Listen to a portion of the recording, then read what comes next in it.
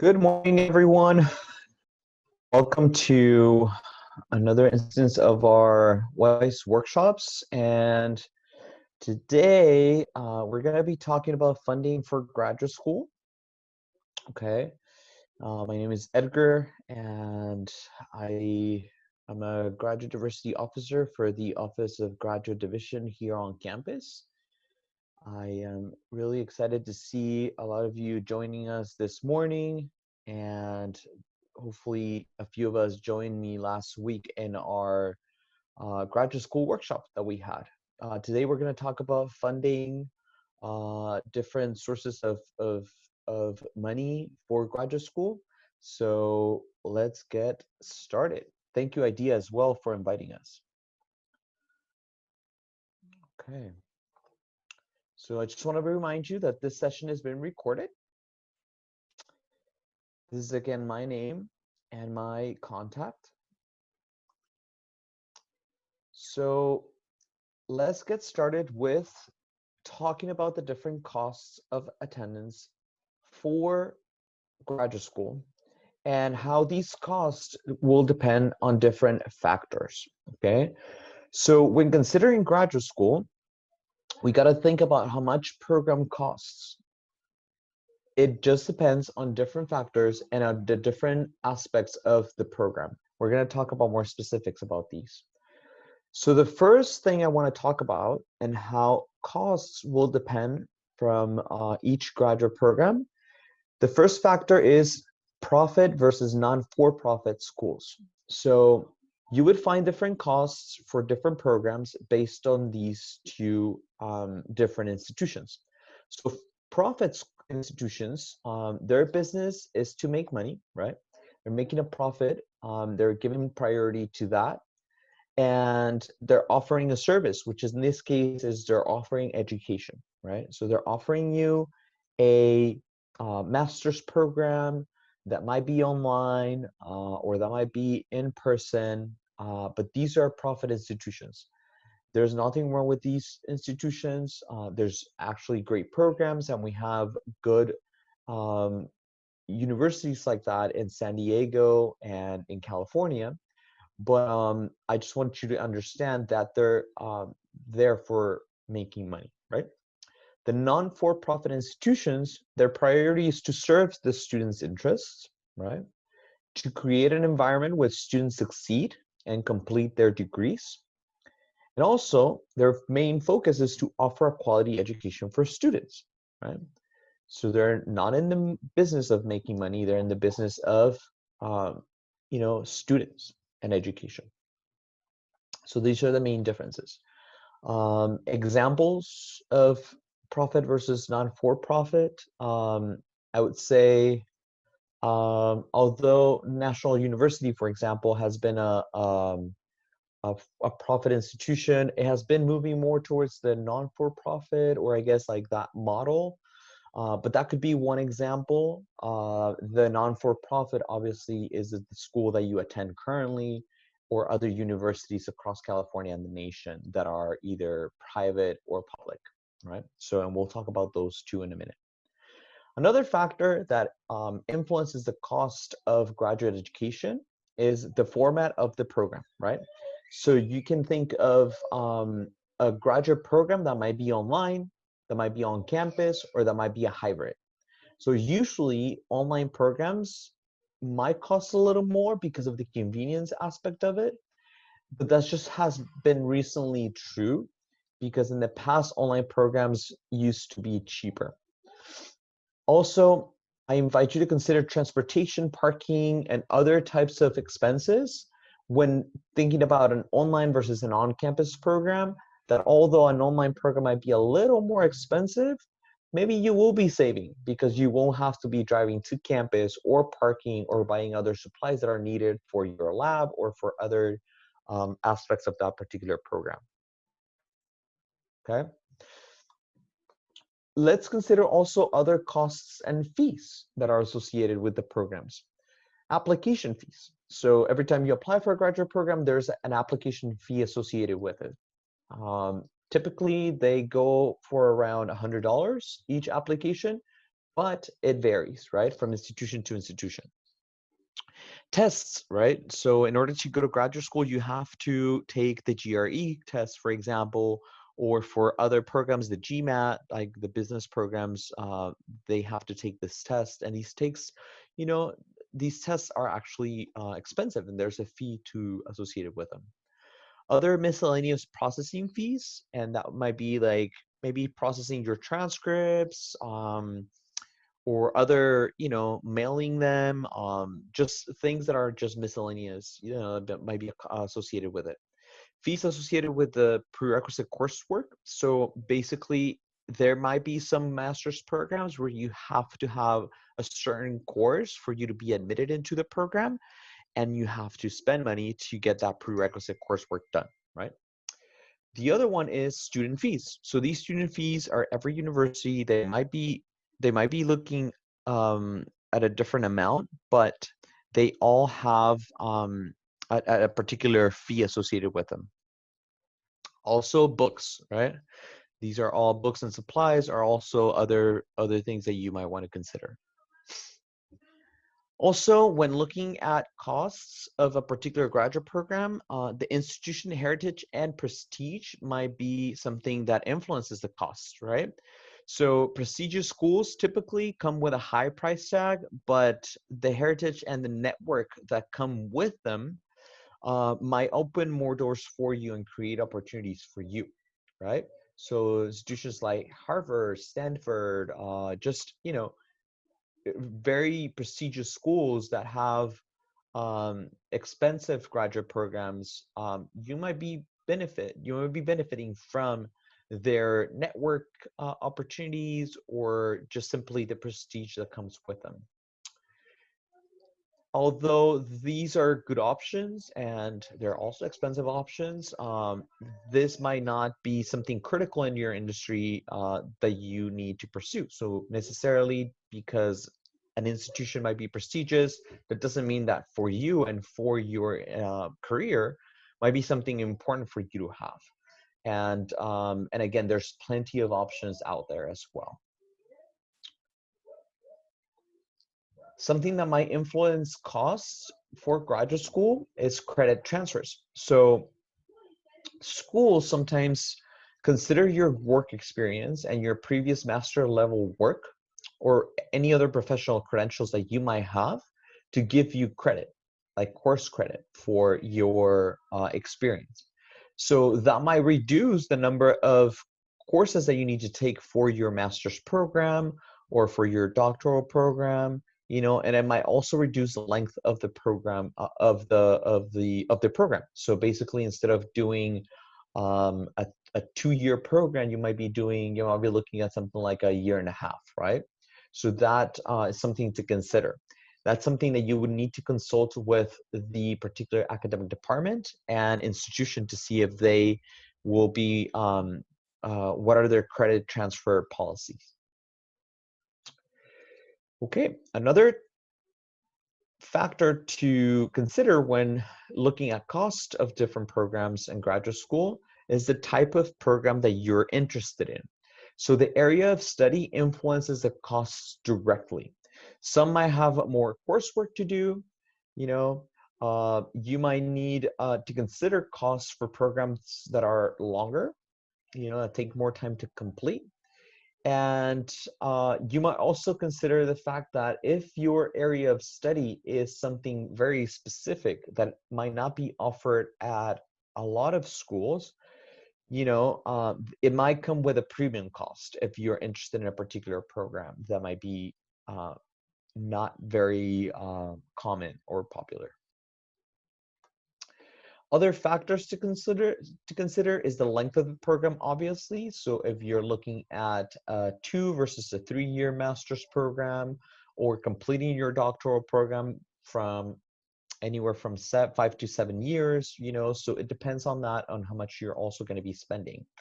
In-state versus out-of-state tuition. So if you're looking at moving maybe out of state for your graduate education, this might be something to consider.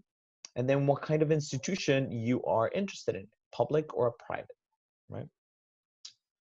Okay, now that we've talked about the factors, I want to move on to just do a little recap and a little review of the differences between a master's and a doctoral program. Last week we went over this, but I just want to make sure that I go over these again, just so you're cognizant of the main two options for graduate education for students. So the master's degree, right, is just typically 1 to 2 years full-time or 3 years part-time. It's mainly coursework based. It may or may not include a research thesis, and the final requirement for this is a comprehensive exam or a project. A doctoral degree, it's 5 to 7 years. It's typically full-time, so it's rare when people are able to work outside of this. Courses are only in the first couple of years, and the doctoral program focuses on research and a doctoral dissertation in oral defense, which is a lot of writing, right? So again, these are the two types of, well, not the only, but two of the main types of graduate degrees that there are, right? So again, when we're looking at costs, it would also depend on what type of program and the type of degree that you're getting, obviously, and we'll get into more details in just a little bit. All right, but first let's talk about paying for a master's degree and how that will be possible. Let's look at a master's degree first. Will cost an average between 30 to 120,000, depending on various factors. Again, the factors that I mentioned, and this is the total cost of the program, right? So there might be a program, and this is also including all different fields, right? We're not talking strictly engineering. We're talking just in general, right? So 30 to 120,000. The costs vary depending on the factors previously mentioned. And for example, one big factor in these, in the range of these two numbers, the huge range in these two numbers are, for example, you know, doing a program at a prestigious institution versus another institution, right? That might not be as prestigious or might be, you know, somewhat prestigious. So that is the cost, the average cost of a master's degree. Let's talk about return on investment. So if you decide to go for a master's degree, generally master students, master graduates will earn a higher salary. So that is typically common. It can open up more opportunities in the workforce as well. It can be a requirement for employment at some other industries. It also can mean a promotion at the current place of employment.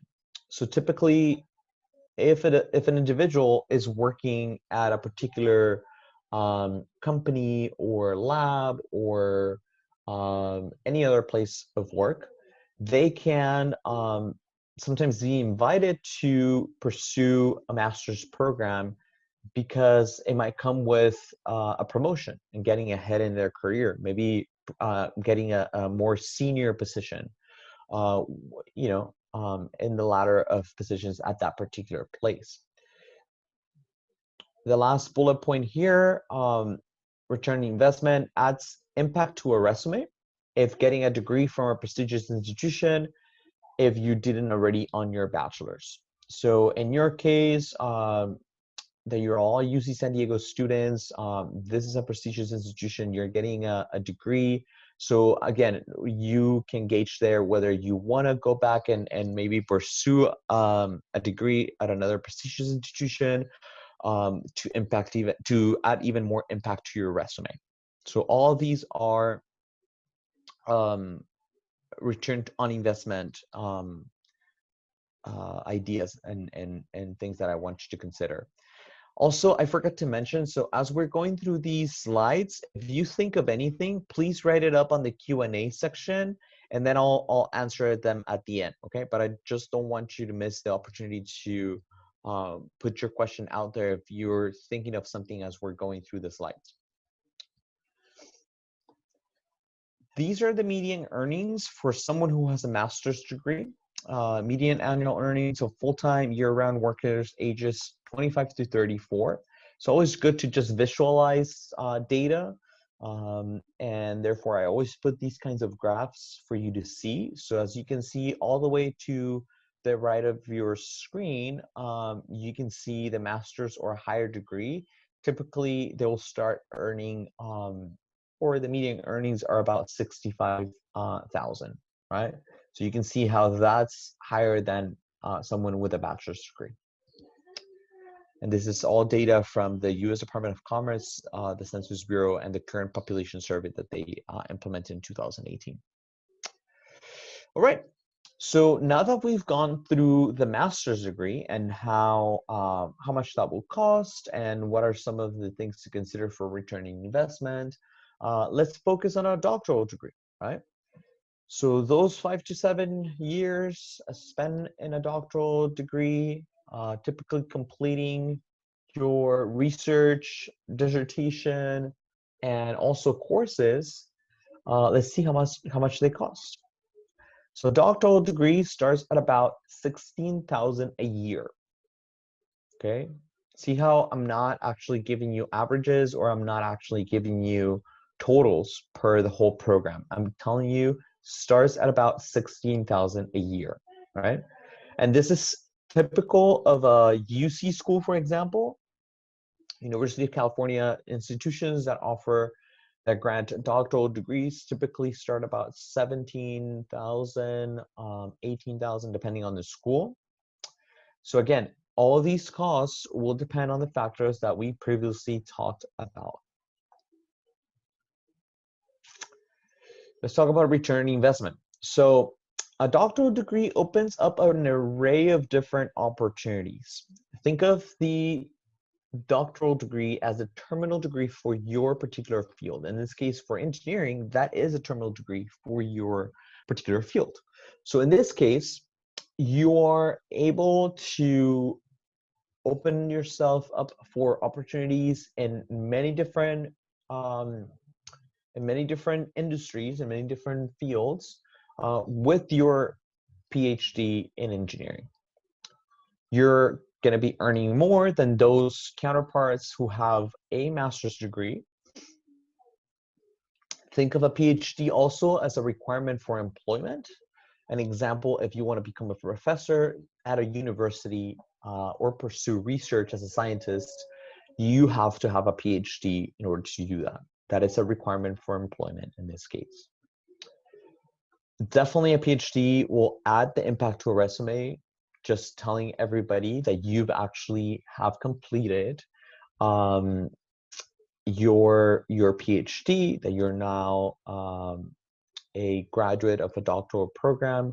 And in fact, now instead of having a resume, you're actually going to have a CV, because you're going to have a set of different publications or a set of different experiences and research that might just be ideal for a CV instead of a resume. So you might be upgrading that as well. So with a PhD, you can also work as a professor, clinical counselor, medical scientist, or a researcher. There are just countless opportunities in other professions that you might want to pursue.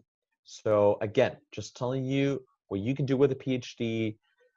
You can do pretty much anything. And again, you're getting your PhD in a particular field that you're interested. It doesn't have to be in the same field that you did your bachelor's on or your master's. So let's look at median earnings. Median annual wage by typical entry-level education.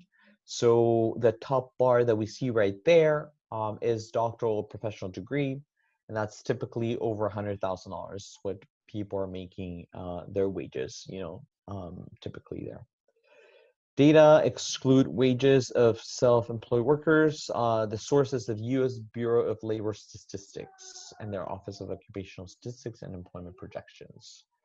So a good visual for you to see also. This is data from 17. That was the most recent I was able to find, but it's just a good visual for you to see, as you go up the ladder in your bachelor's, master's, and doctoral, how people are able to earn more money. Okay, now that we've talked about doctoral programs and master's programs and the different aspects to the different factors to consider when we're thinking about costs, I want to talk to you about options and what is out there for you all to pay for graduate school, right? So now that you have all this knowledge, in order for you to do your research about different institutions and different programs, I want to now talk about how to pay for graduate school. Okay.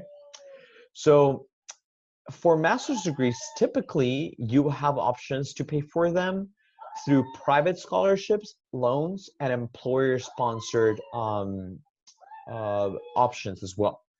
Okay, so for a doctoral program, you might be able again to access private scholarships, loans, but there's three other options to actually get funding to pursue a doctoral degree. One of them is fellowships, the other one is student employment, and the last one is research grants. And I might go into details on some of those after we on the next slides. The first one I want to go into detail is scholarships and fellowships. So scholarships and fellowships range from scholarships from private companies or private entities or different professional organizations such as engineering organizations and other that might be associated with engineering in this case, but just all across there's different options. And also fellowships. So fellowships, you're able to find these fellowships depending on the institution and the department. These might be field specific. This might be also institution specific, as I said. These are just some of the common databases that I would like you to show, that I would like you to see. The first one is the Cornell University Search Tool, and these are just two, not the only two. So for the Cornell University Graduate School, this is sort of the website where you can go and look at the different, you can filter and search different fellowships in this page for you to find. There's related, and down here you can find external, you can find for new students, and also there might be some fellowship workshops that you can find. But typically Cornell has a really good page where you can go find these types of opportunities, right? It's just giving you pointers of where you can go to look for these. Another place that we would like to tell you about is from our sister school, UCLA. UCLA has a great search tool as well called UCLA Grapes. Grapes stands for, I believe there's a specific acronym, if I can find it, if it's not here. So it doesn't matter. But this is the tool where you can go find graduate and postdoc funding. So as you can see, you can filter by different amounts, academic level, different divisions or fields, and also like exclusive to, you know, all women, minorities, citizenship as well. You can do your own search here in this website. So it's called UCLA Grapes. If you just Google it, you'll find it. And to find Cornell, you just have Cornell University Fellowship search tool. Another good one that I've heard that people use often to look for scholarships, it's by a private, I think it's a bank or a private company called Sallie Mae. And Sallie Mae has this Find Graduate School Scholarships that I hear that some people use. You have to register, create an account and everything, but there's a lot of different graduate scholarships that people can access. So this is also one good place for you to search for different graduate school scholarships. And the last one I want to mention is the GEM National Consortium. The GEM National Consortium is just particular for engineering and physical sciences. But because you're all engineering, I wanted to just mention this. So the GEM National Consortium basically provides opportunity for funding for students who might be pursuing either a master's or a doctoral program. You can look at their fellowship program here. They also have fellows that you can see there. They have events and conferences that you can attend to learn more about them specifically. But let's just look really quickly here at the rules and requirements for the GEM Consortium. They have 3 different types of awards. They have a GEM University Fellow, a GEM Associate Fellow, and a GEM Full Fellow. And again, this is what the fellowship is for. So it offers for master's and PhD level students an outstanding opportunity to access dozens of top engineering and science firms and universities in the nation. Typically, the GEM National Consortium pairs you up with an employer with a particular science firm, engineering firm that can also sponsor part of your fellowship. So this is a really good opportunity. If you haven't heard of them, please go ahead and go to our website, and it will tell you all of the different requirements that you need for your engineering programs and master's and doctoral programs. Okay, so that is scholarships and data and fellowship databases. Let's move on to our next slide. Student employment. Student employment is another source of funding and how you can pay for graduate school. Typically, research and teaching assistantship positions, so-called TAs, might cover part of the tuition or full tuition, depending on the institution. They might also come attached with a stipend for you to use for your living expenses. And again, these vary by institution and by department. Okay, so these are all research and teaching assistants that all depend on the institution and the program. You would typically need to do a lot of digging and just being proactive about looking for these student employment opportunities.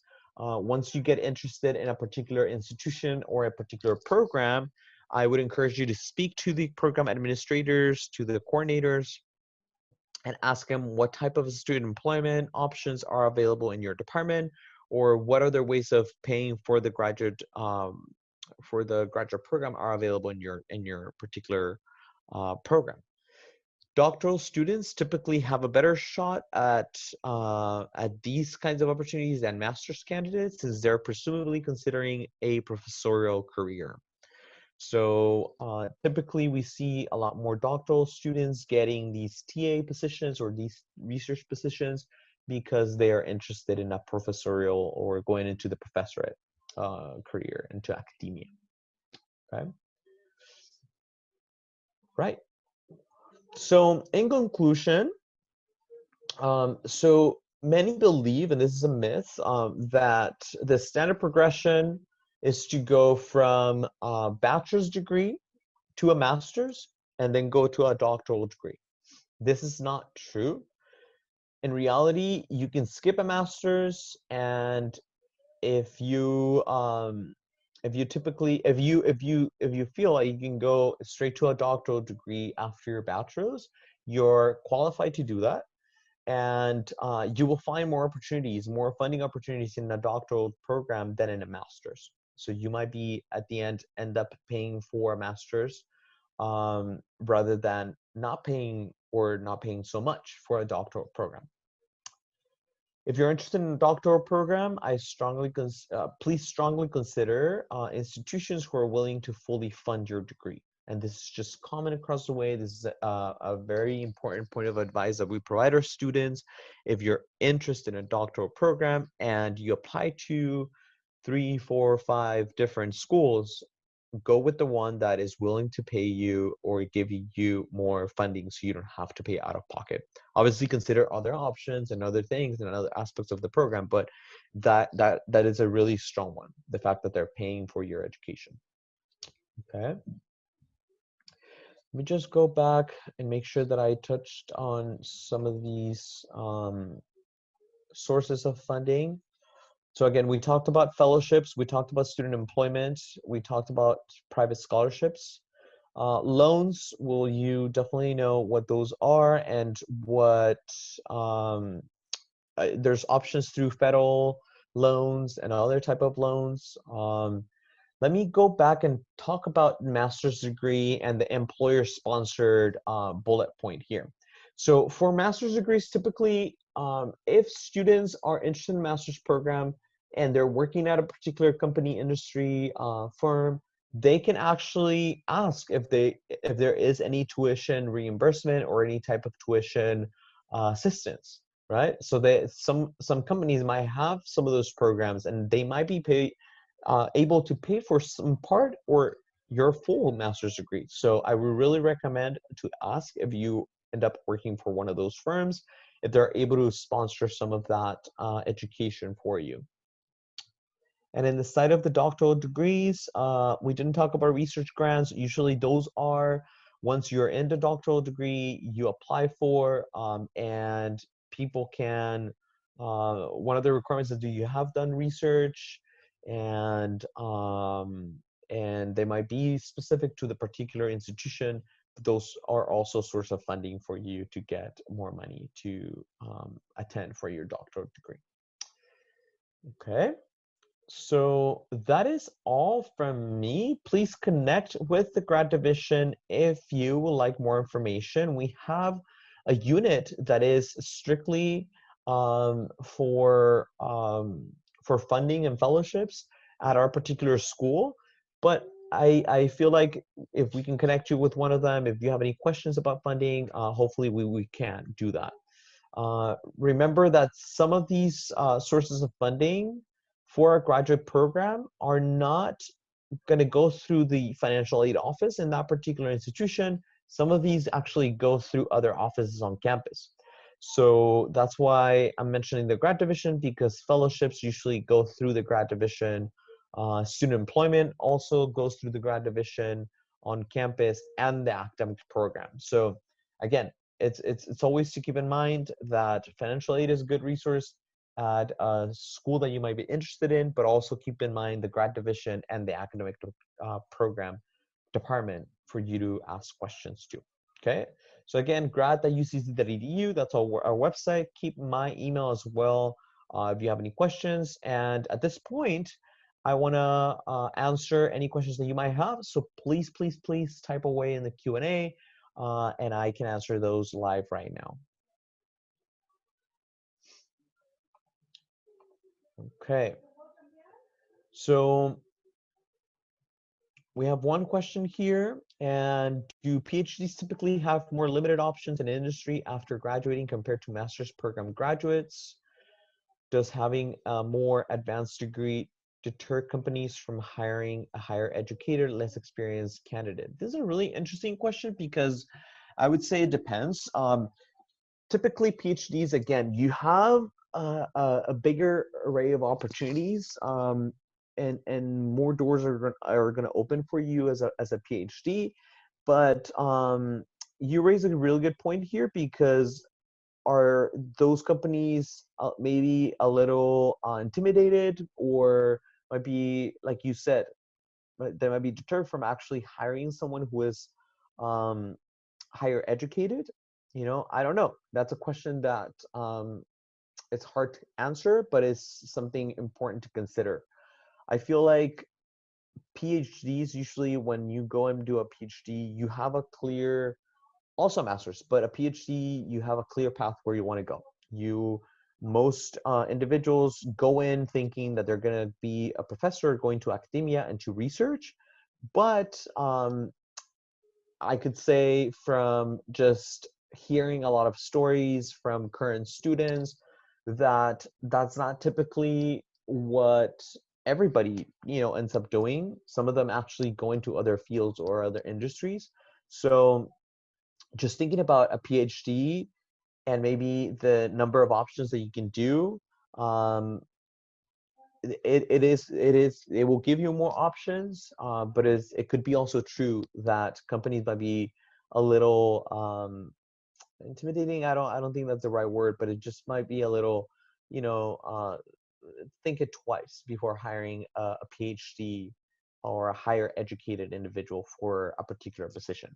It also depends on the position, right? Maybe for the position, a PhD student is what they're looking for. So again, it just depends. Thank you for asking that question. So here we have another question, and that one is from so are there in-state or out-of-state fees for online programs? Ooh, this is a good one. So in-state and out-of-state fees for online programs. Typically, in-state and out-of-state fees are for on-campus programs, and that's commonly what I've seen. And that's because the attendance, you will be moving there, and also you have not been a resident of that particular state.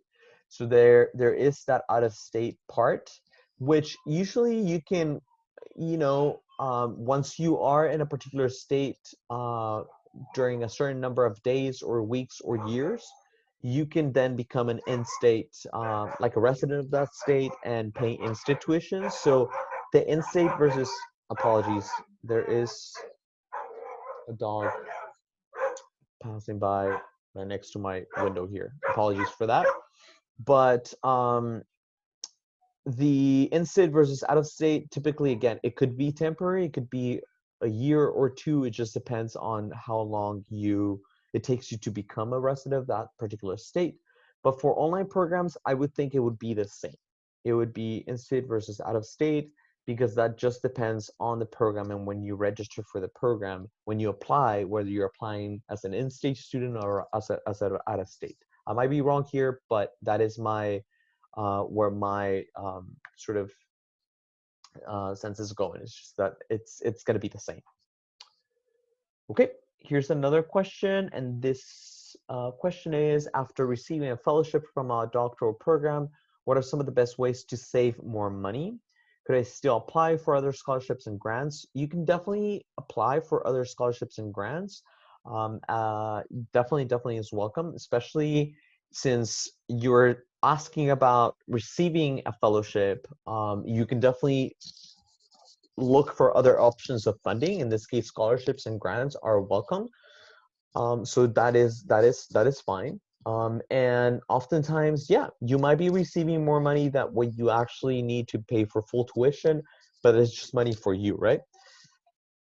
Best ways to save money, think about the future in terms of your doctoral program, because if the program is let's just say 6 years, if you're receiving a fellowship or a scholarship, in your second, third year, then think about that the rest of the program, right? You're going to have things that you have to work on, and those are going to be typically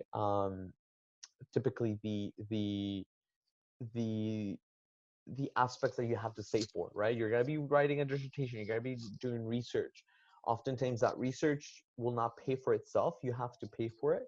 So again, these are also ways that you can find using the money that you get for. Okay, so any other questions? I'll give it about 20-30 more seconds, or something like that, for anybody else to ask anything. And if that's it, I think we'll conclude our workshop today. It was sort of a shorter workshop than last week, but I can assure you that it's all good information, and hopefully it was helpful for you. We have another question. So how students usually go about getting funding from companies for master's programs? Do they apply to work initially and then apply for education funding afterward? Or do they apply for a program and then ask companies to help repay the loans? Okay, so I don't know about repaying the loans and the companies being able to do that after you finish your program and then go to work and then getting those loans repaid. But I do know that typically students that are working at a particular company, as I mentioned, they can go ask for tuition reimbursement or tuition assistance, and then they can get their company to pay for their master's program, right? So that's one way. The other part of the question was, do they apply to work initially and they apply for education funding afterward? Yeah, you would be at the institution, excuse me. You would be at that company working, you maybe are into your second year of work experience there. You start talking to supervisors or other people, mentors at that company, and you're finding out that by having a master's degree, you can get a promotion, right? So that's how you start the conversations with your supervisors to ask if there is any particular tuition assistance program at that company that can pay for your master's degree. Okay. Hopefully I was able to answer your question, Sean. Okay, so those are all the questions we have. Thank you very much for spending this afternoon with us, and thank you. Great, thank you all for coming. This recording will be made available on our YouTube channel for the Idea Engineering Students Center. And as Edgar mentioned, he is a resource as well as some of the folks at the Grad Division office. Thank you all so much. Have a great day. Thank you, Edgar. Thank you, Ale.